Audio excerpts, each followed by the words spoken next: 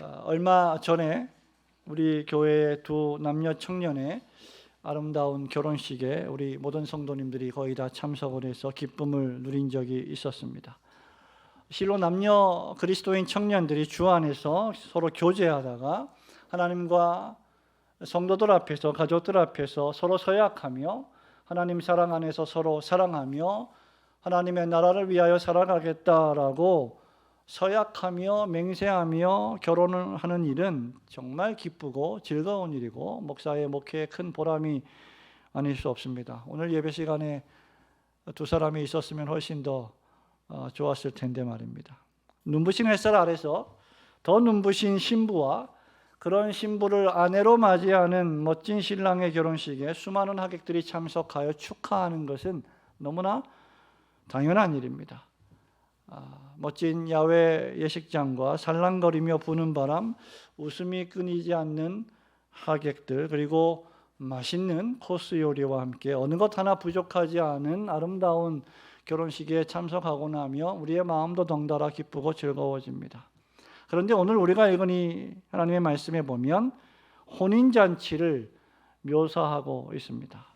본문 1절에 이어 6절 말씀에서도 사도 요한은 또다시 하늘에서 허다한 무리의 음성과도 같고 많은 물소리와도 같고 큰 천둥소리, 우레소리와도 같은 엄청나게 큰 합창 소리를 들었습니다. 셀 수 없이 수많은 사람들이 모여서 마치 코러스로 부르는 합창과 같은 대단히 큰 찬양대의 찬양의 소리와도 같은 그런 소리를 사도 요한이 또 듣고 있었습니다. 그 음성이 무엇이었습니까? 어린 양의 혼인 기약이 이르렀고, 다시 말하면 어린 양의 혼인 잔치의 날이 가까웠고 그의 아내가 자신을 준비했다는 음성이었습니다. 9절에 따르면 한 천사가 요한에게 이것을 명령하라고 하는데 그 기록의 내용, 그 명령의 말씀을 기록하라고 했는데 그 내용은 무엇입니까? 어린 양의 혼인잔치에 청함을 받은 자들은 복이 있도다라는 것이었습니다. 다른 혼인잔치도 아니고 어린 양의 혼인잔치에 청함을 받았다, 초청을 받았다. 이것이 얼마나 엄청난 일입니까? 우리는 종종 뉴스를 통해서 많은 셀럽들, 유명한 연예인들이 비밀 결혼식을 올리거나 또는 아주 소수의 사람들만 초청해서 결혼식을 올리는 것을 보고 듣고 알고 있습니다. 그러한 결혼식에 초청을 받은 사람들은 그 결혼식에 초청받은 것에 대해서 대단히 큰 자부심과 특권의식을 갖게 됩니다. 그런데 이 결혼식은 오늘 지금 방금 우리가 읽었던 이 하나님의 말씀이 우리에게 기록해주고 있는 결혼식은 그런 세상의 유명 연예인들의 결혼식과는 전혀 차원이 다른 결혼식입니다. 이 혼인잔치, 이 결혼의 잔치는 하늘과 땅이 창조된 이후에 온 우주 역사에 있어서 단 한 번밖에 존재하지 않았던 혼인잔치이기 때문입니다. 이 혼인잔치의 주인은 또한 다름 아닌 어린 양 예수 그리스도이시기 때문입니다. 사실상 신자와 신자 간의 결혼잔치는 청년과 청년 그리스도인의 결혼식은 바로 앞으로 있을 이 어린 양의 혼인잔치를 미리 우리에게 보여주는 모형이기도 하고 이미 결혼해서 살고 있는 남편과 아내, 아내와 남편의 부부 생활 역시 이렇게 혼인식을 끝내고 나서 하나님 나라에서 영원하게 살아가는 삶의 모형을 우리에게 보여주는 일이기도 합니다. 그렇다면 사도 요한이 들었던 이 어린 양의 혼인잔치는 어떤 잔치였을까? 오늘 본문 말씀이 요한계시록의 맥락을 중심으로 교훈하고 있는 두 가지를 살펴보면서 은혜를 받기를 원합니다. 우선 이 혼인잔치는 첫 번째로 음행의 포도주를 마시던 큰 성 바벨론을 심판하시는 하나님의 권세를 찬양하는 잔치입니다. 우리 1절과 2절까지만 한 번 더 보겠습니다. 이 일 후에 시작. 이 일 후에 내가 들으니 하늘에 허다한 무리의 큰 음성 같은 것이 있어 이르되 할렐루야. 구원과 영광과 능력이 우리 하나님께 있도다. 그의 심판은 참되고 의로운지라. 음행으로 땅을 더럽게 한 큰 음녀를 심판하사 자기 종들의 피를 그 음녀의 손에 갚으셨도다 하고. 아멘. 오늘 우리에게 주신 하나님의 말씀은 사도 요한이 1절에 보니까 이 일 후에 들은 계시의 음성이었습니다. 여러분, 이 일이란 무엇입니까? 그것은 우리가 지난번에 살펴보았던 무너졌도다 큰 성 바벨론에 관한 멸망과 심판의 사건이었습니다.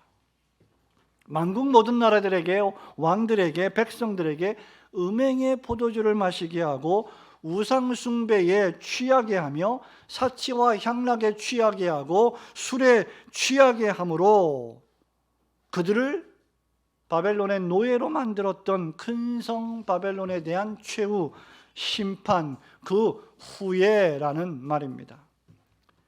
그런데 하늘에 울려 퍼지는 큰 음성은 무엇이었습니까? 바로 할렐루야, 구원과 영광과 능력이 우리 하나님께 있도다라는 것이었습니다. 할렐루야는 여러분 잘 아시는 것처럼 여호와를 찬양하라는 뜻입니다. 이유는 구원과 영광과 능력이 우리 하나님께 있기 때문이었습니다. 5절에서도 보좌에서 음성이 나서 이르되 하나님의 종들 곧 그를 경외하는 너희들아 작은 자나 큰 자나 다 우리 하나님께 찬송하라고 했습니다. 이유는 하나님께서 큰 성 바벨론을 크게 심판하셨기 때문입니다. 여러분 2절 말씀을 보십시오. 그의 심판은 참되고 의로운지라 음행으로 땅을 더럽게 한 큰 음녀를 심판하사 자기 종들의 피를 그 음녀의 손에 갚으셨도다라고 했습니다.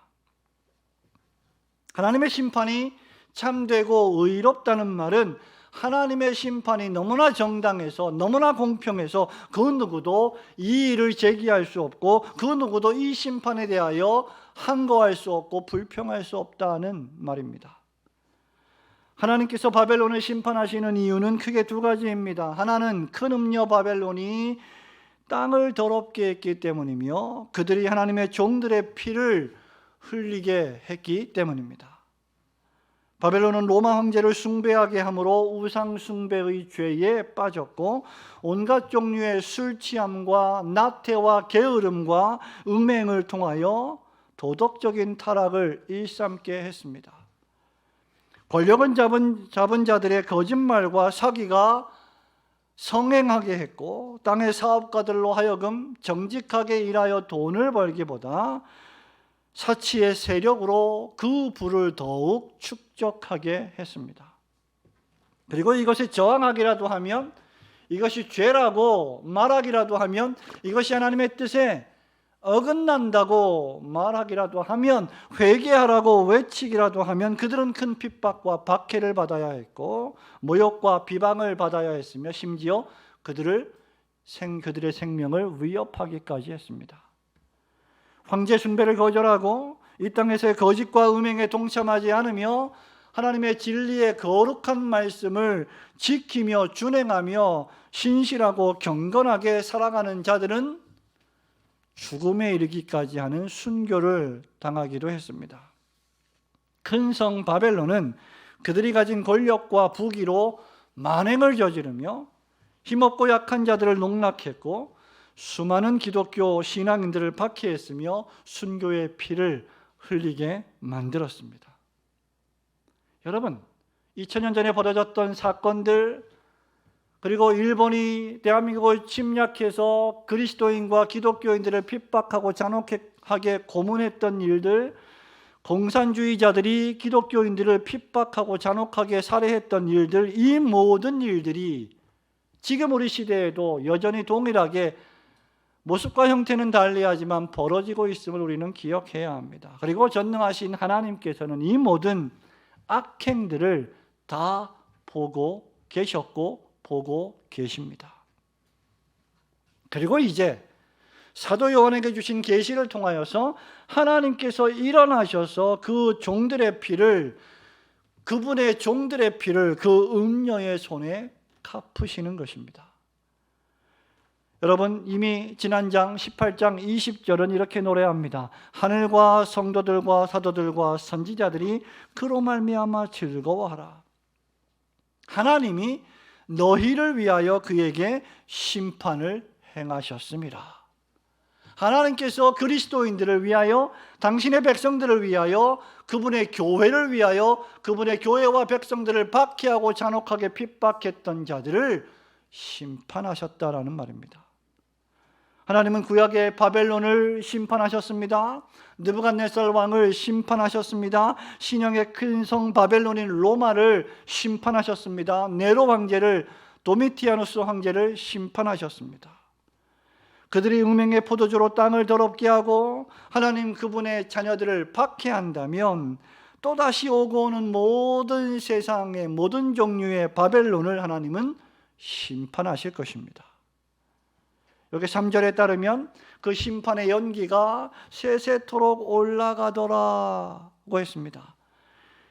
여기 연기는 악한 불신 세상을 심판하시는 하나님의 연기를 가리킵니다. 하나님의 심판을 상징합니다. 하나님께서 구약의 소돔과 고모라를 이렇게 심판하셨고 이스라엘 백성들을 박해했던 에돔과 모압을 이렇게 심판하셨습니다. 창세기 19장 28절에 보면 소돔과 고모라와 온 들을 향하여 눈을 들어 연기가 옹기점같이 치밀음을 보았더라. 이사야 34장 9절과 10절에 보면 에돔의 시내들은 역청이 되고 그 티끌은 유황이 되고 그 땅은 불붙는 역청이 되며 밤에나 낮에나 꺼지지 않고 그 연기가 끊임없이 피어오를 것이며 세세에 황무하여 그리로 지날 자가 영영이 없겠고 라고 했습니다. 완전히 황폐하게 될 에돔과 소돔과 고모라의 심판의 모습을 우리에게 이미 구약 성경에서 가르쳐 주셨습니다. 이 연기가 세세토록 올라간다는 말은 하나님의 심판의 영원성을 상징합니다. 불의하고 불경건한 큰 성 바벨론은 영원히 불타는 심판을 마지막 날에 받게 될 것입니다. 그리고 지금 그 심판을 받고 있습니다. 보좌 주변에 있는 24 장로들과 네 생물이 이 광경을 보고 아멘 할렐루야를 외칠 것이며 큰 자나 작은 자나 모든 주의 백성들이 하나님께 이 승리를 찬송하게 될 것입니다. 바로 어린 양의 혼인잔치의 날의 말입니다. 성도 여러분, 악인들과 그 악인들이 다스리는 이 악한 세상 나라들은 하나님의 심판을, 하나님의 궁극적인 심판을 피할 수 없습니다. 이 세상의 역사는 나라와 민족이 왕들이 통치하고 다스리는 것 같지만 사실은 하나님께서 친히 다스리십니다. 수많은 성경의 신학자들, 해석자들이 이 세상의 역사를 하나님이 허용하시는 역사로 보았고 또 다른 역사가 있는데 하나님이 주도하시는 구속의 역사가 있다는 사실을 우리에게 가르쳐 줍니다. 하나님께서 이 세상의 모든 역사들이 돌아가게 하시는 것은 하나님이 주도하시는 그 구원의 역사, 구속의 역사를 위한 것입니다. 우리 눈에 보이는 이 우주와 세상과 역사는 거짓말하고 사기치고 배신하고 악을 행하며 사치하고 향락하는 자들이, 권세를 가진 자들이, 죄를 짓는 자들이 우세해 보이고 다수인 것처럼 보이고 세상을 지배하는 것처럼 보이지만 실상은 전능하신 우리 하나님께서 그들의 죄와 악을 보고 계시며 마침내 심판하실 것입니다. 세상 죄악과 이 어두움의 공중권세 잡은 자들이 저지르고 있는 폐악질 때문에 성도들이 이 세상에서 고난을 당하고 어려움을 겪겠지만 결코 의기소침하거나 절망하지 마십시오. 전능하신 하나님께서 통치하십니다. 심지어 전능하신 하나님은 악인들조차 악한 날에 사용하시기로 작정하신 분이십니다. 우리 시인은 이렇게 노래합니다. 시편 103편 19절에서 여호와께서 그 보좌를 하늘에 세우시고 그 정권으로 만유를 통치하시도다. 세상 왕들의 보좌는 이 땅에 있지만 전능하신 하나님의 보좌는 하늘에 있고 그 하나님께서는 그 정권으로 모든 나라와 민족을 다스리고 계십니다.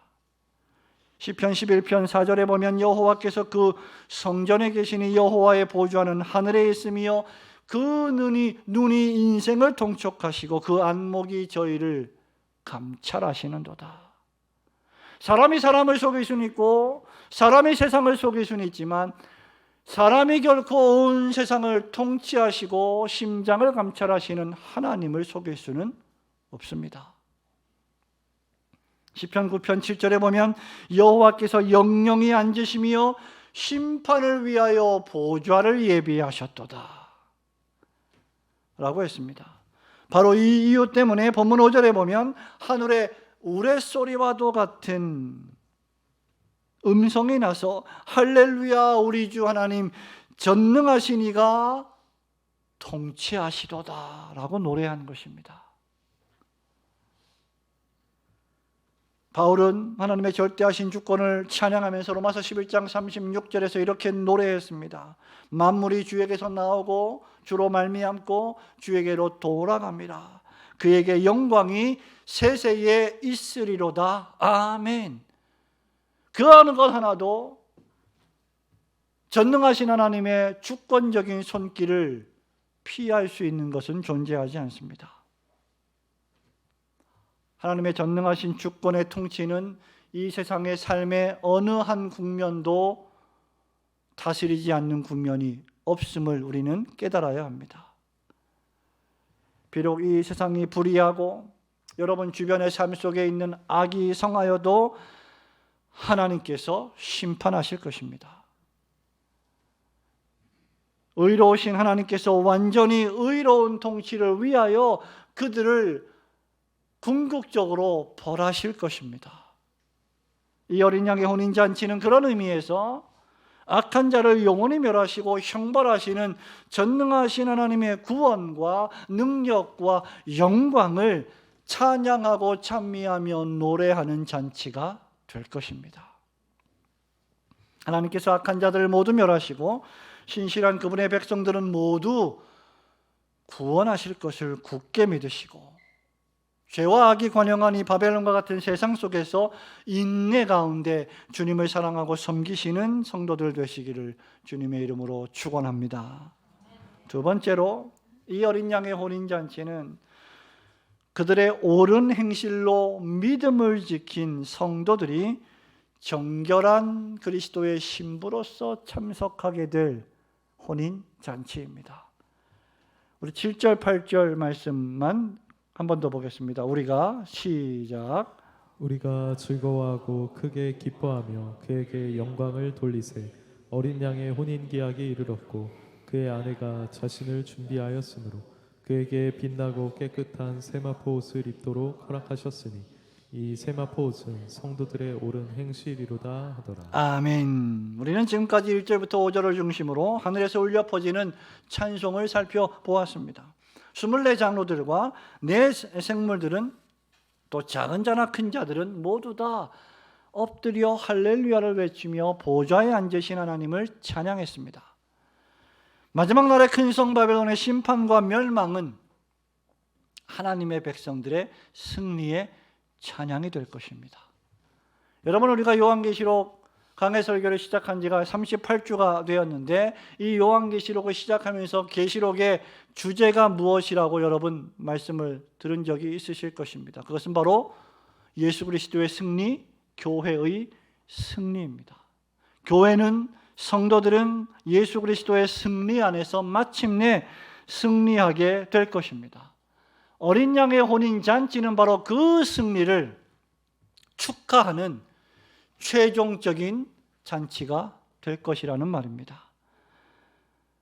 여기 하나님의 통치를 찬양하는 이들은 한마디로 하나님의 백성들인 성도들입니다. 그리고 이 어린 양의 혼인잔치의 찬양은 이제 두 번째 부분으로 넘어가는데, 만약에 이 찬양이 여러분이 즐겨보시는지 모르겠습니다만은 연극이라고 한다면 제1막이 끝나고 인터미션 이후에 제2막이 시작되는 장면입니다. 오페라로 치자면 1악장이 끝나고 난 뒤에 2악장이 시작되는 장면입니다. 1악장이 악한 자를 향한 심판이라면 이제 막 시작되는 2악장은 성도들의 축하잔치에서 울려 퍼지는 찬양입니다. 7절에 보면 우리가 즐거워하고 크게 기뻐하여 전능하신 하나님께 영광을 돌린다라고 했습니다.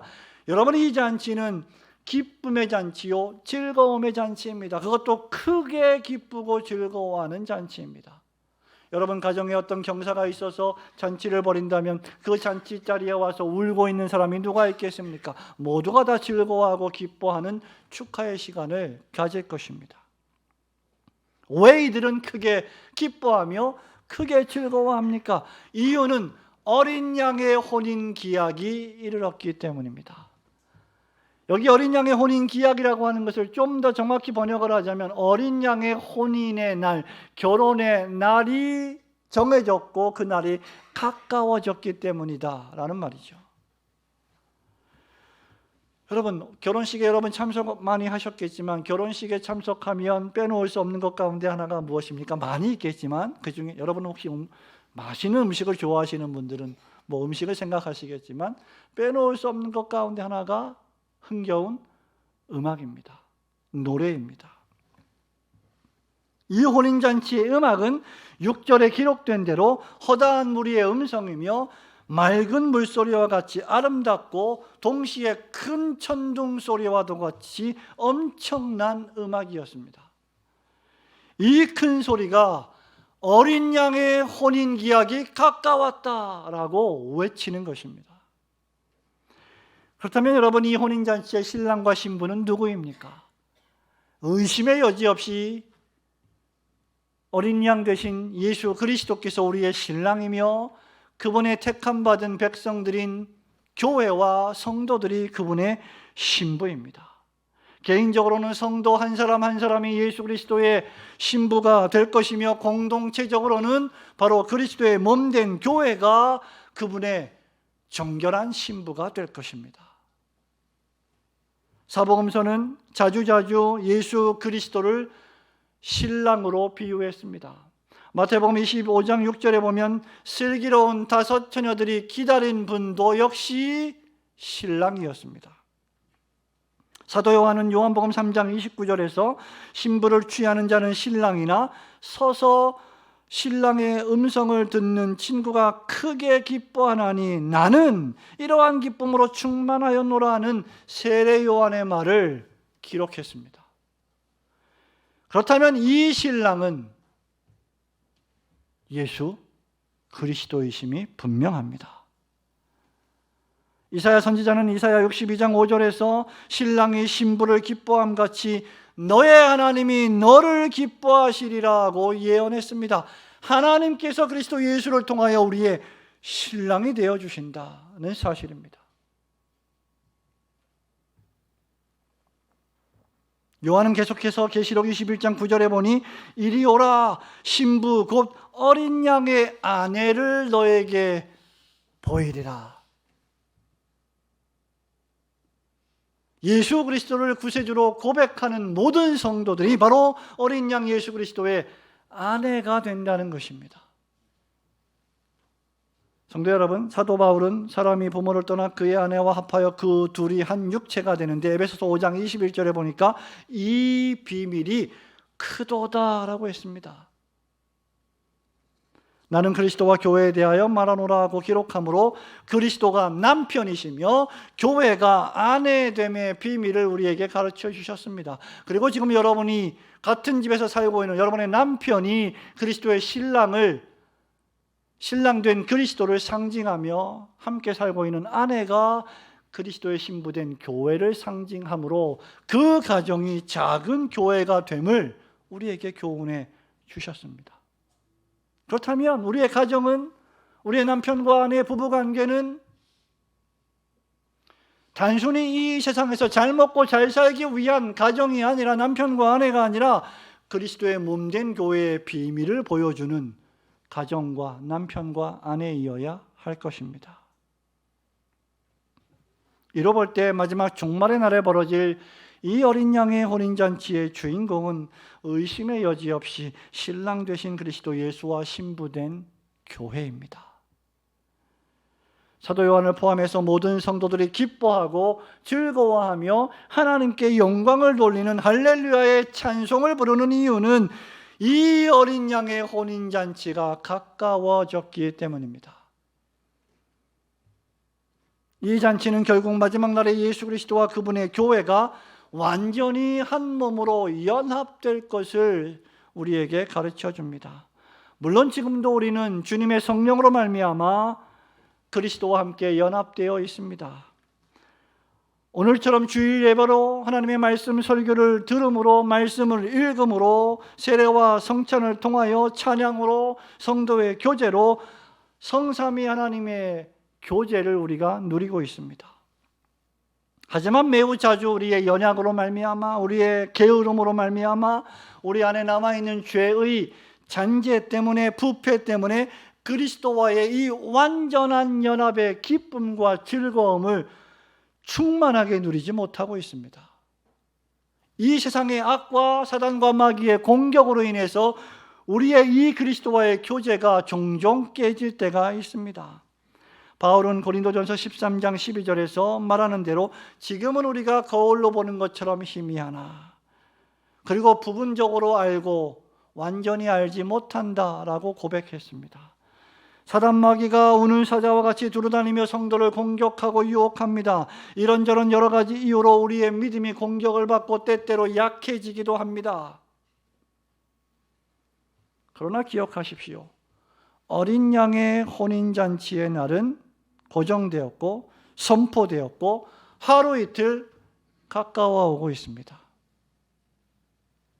그 날에 우리는 주님과 주님의 얼굴을 대하여 볼 것이요, 그날에 주께서 나를 아시는 것처럼 똑같이 나 자신도 그리스도를 그렇게 충만히 알고 누리게 될 것입니다. 성도 여러분, 여러분은 이 날을 기다리고 계십니까? 여러분은 이 날을 고대하고 계십니까?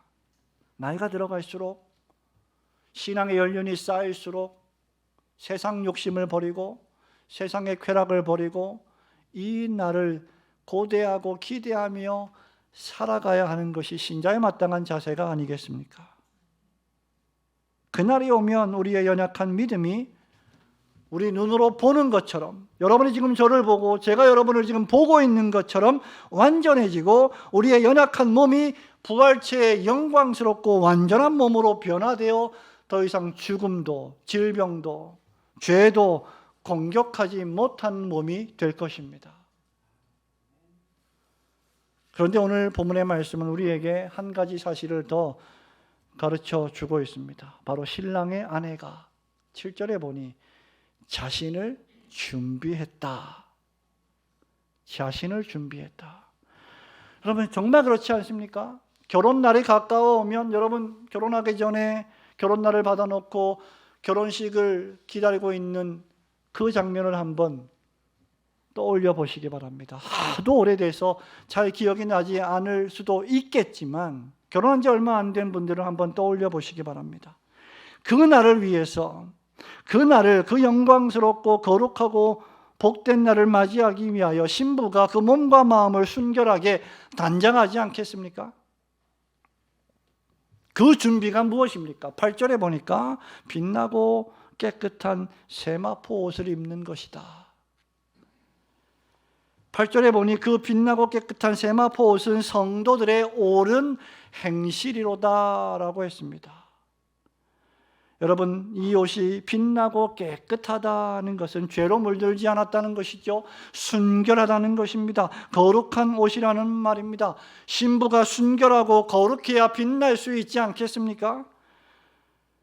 그런데 우리는 날마다 연약하여 범죄합니다. 실수합니다. 실패합니다. 다른 사람에게 상처를 주고 나도 상처를 받고 마음이 상하고 괴롭고 고통스러운 시간들을 때때로 보내게 됩니다.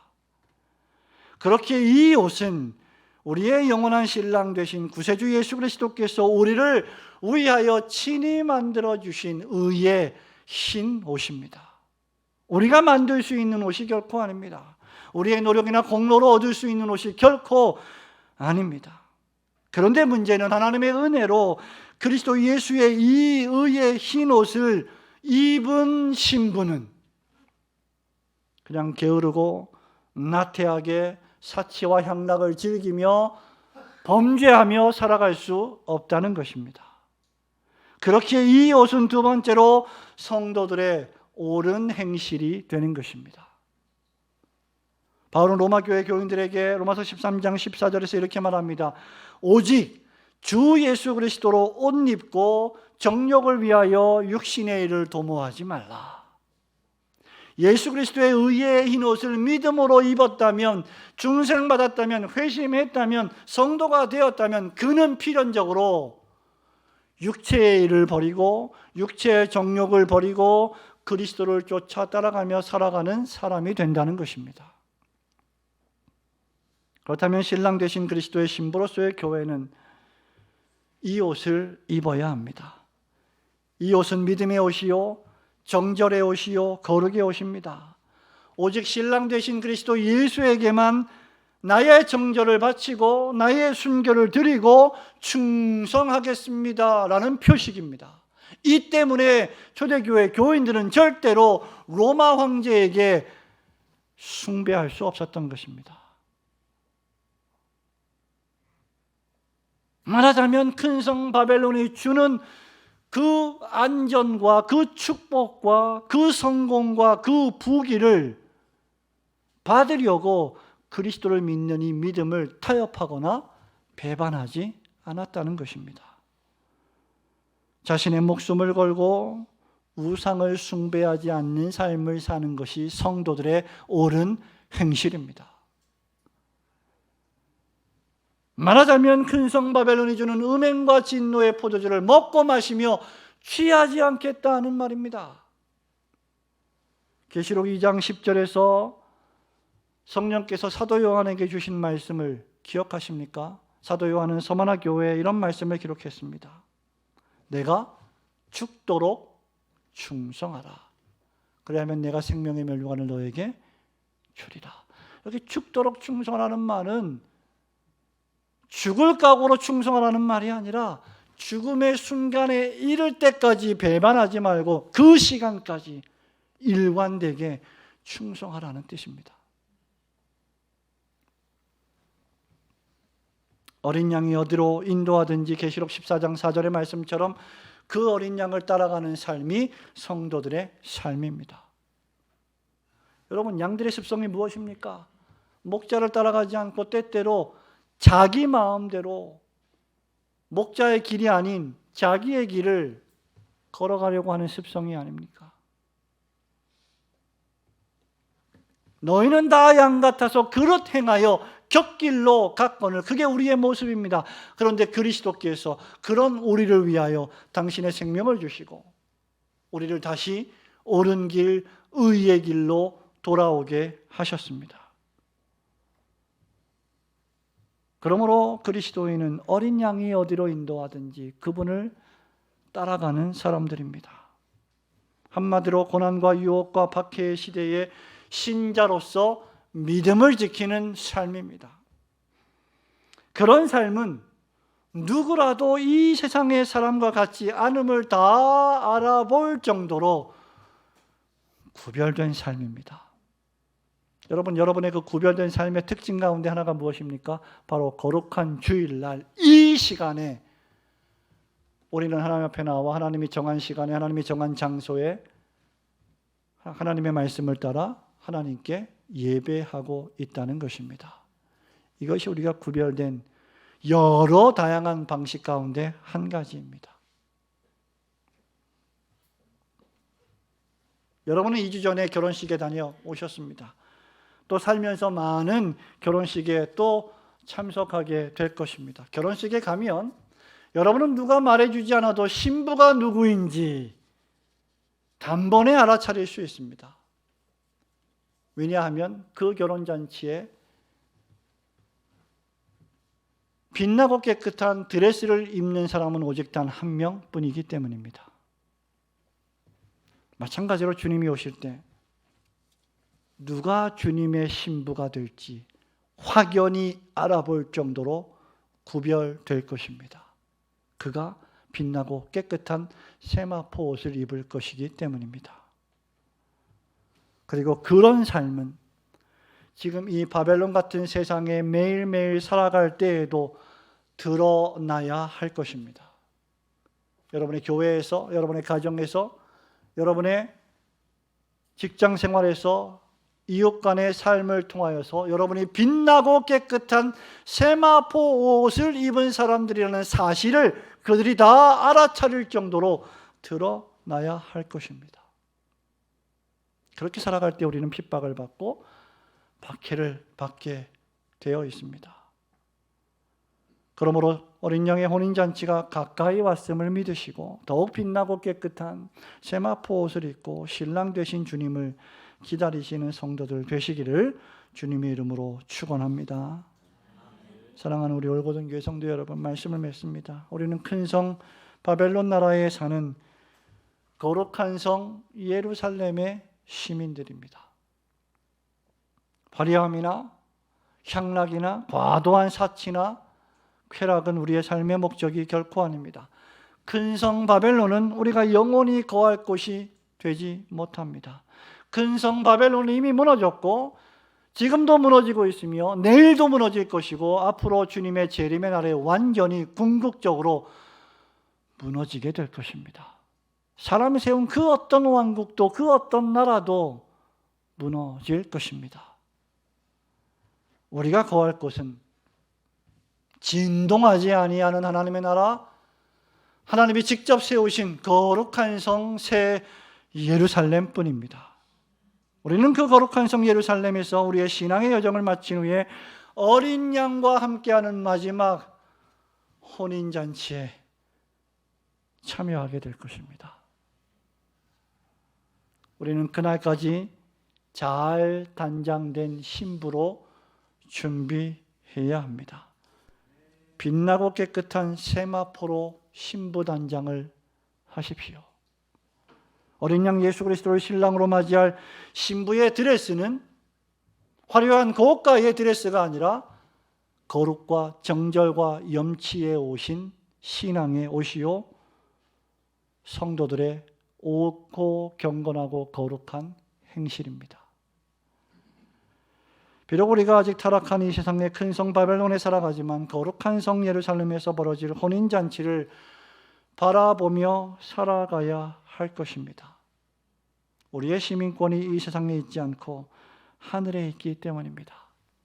비록 우리는 지금 연약하지만, 비록 우리는 지금 날마다 하루가 다르게 우리의 몸이 후패하여지고 늙어가고 나이가 들고 노화되고 무릎이 아프고 눈이 시리고 아프고 고통스러운 시간들을 겪고 있지만, 아침과 저녁으로 수많은 약들을 먹지만 그 날이 오면 더 이상 그런 아픔과 연약과 고통은 존재하지 않을 것입니다. 그러므로 우리가 이 어린 양의 혼인잔치에 신부로 청함을 받았다는 이 놀라운 사실을 기뻐하시고 감격해하시고 이 신부로 참석하게 될 것을 굳게 믿으시고 오늘도 내일도 모레도 늘 그래왔듯이 하나님 중심, 성경 중심, 교회 중심의 신앙생활을 통하여 이 세상에서 여러분이 마땅히 드러내야 할 성도의 옳은 행실을 나타내며 여러분 자신을 그리스도의 신부로 준비하는 지혜로운 성도들 되시기를 주님의 이름으로 축원합니다. 아멘.